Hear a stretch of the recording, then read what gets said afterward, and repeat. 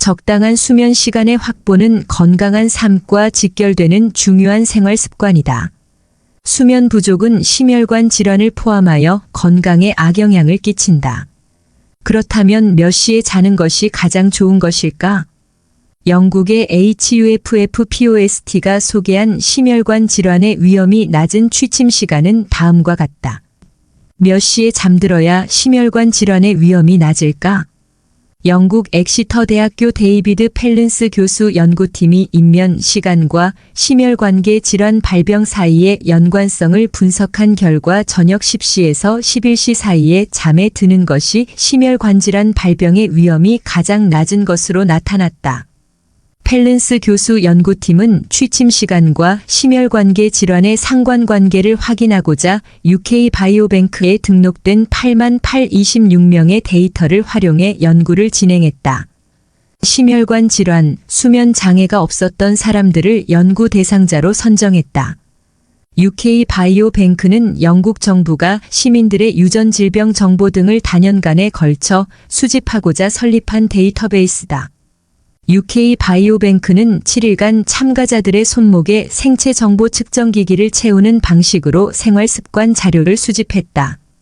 연구팀은 이를 통해 취침 시간과 심혈관계 질환 발병 사이에 어떤 관계가 있는지를 살폈다. 연구팀은 참가자들의 건강 상태를 평균 5.7년 추적한 결과 372명에게서 심혈관계 질환이 발생한 사실을 알아냈다. 실험 기간 중에 심혈관 질환이 발생한 372명 중 371은 평균적으로 밤 12시 이후에 잠들었고 196명은 11시 12시 사이에 잠자리에 들었다. 473명은 10시 11시 사이에 잠이 들었고 10시 이전에 잔 사람은 132명이었다. 결국 심혈관 질환자 대부분이 11시 이후 잠에 들은 것으로 나타났다.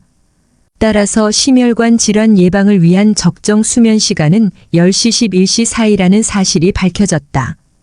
구체적인 수치로 표현해보면 12시를 넘겨 잠에 든 사람은 10시 11시 사이에 잠든 사람들보다 심혈관 질환 발생 위험이 25% 높았고 10시 이전 잠든 사람보다 24% 더 높았다.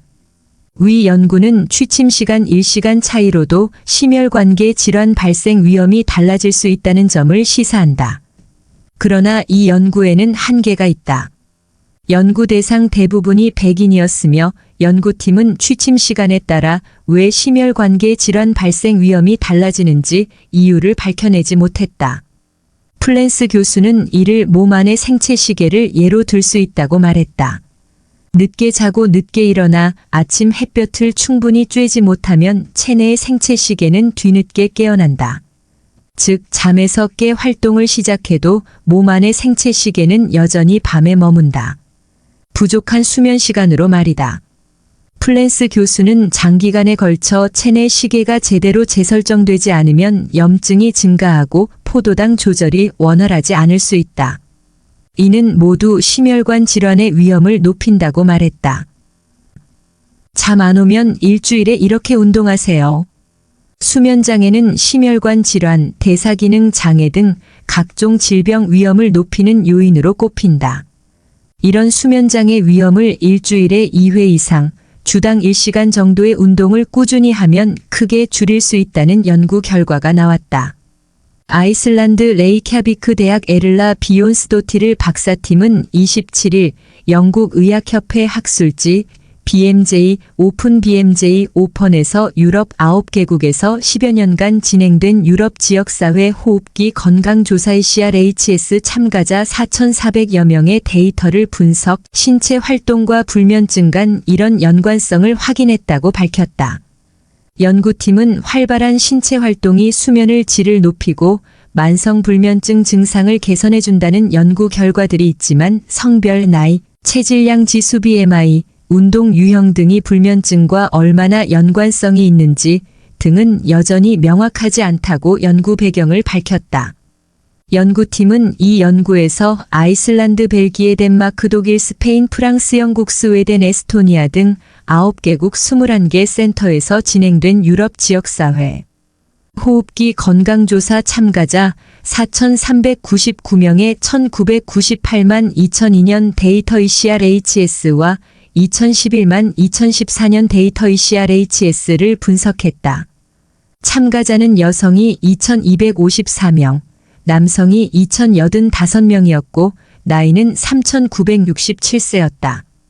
각 조사 시점의 신체 활동 빈도 및 기간, 수면 시간, 주간 졸음 등에 대한 질문에 답했다. 이들은 일주일에 최소 2회 이상, 주당 1시간 이상 운동을 할 경우 활동적 그룹으로 분류됐다. 또 10년간 활동 상태 변화에 따라 지속적 활동, 지속적 비활동, 활동적 변화, 비활동적 변화 등 4가지 그룹으로 분류됐다. 지속적 활동 그룹은 1,082명 25%, 지속적 비활동 그룹은 1,601명 37%, 활동적 변화 그룹 775명 18%, 비활동적 변화 그룹 881명 20%였다. 분석 결과 장기적으로 일주일에 23회 꾸준히 운동할 경우 불면증 위험이 낮아지고 매일 밤 권장 수면 시간 69시간 잠을 잘 수 있는 확률이 크게 증가한 것으로 나타났다.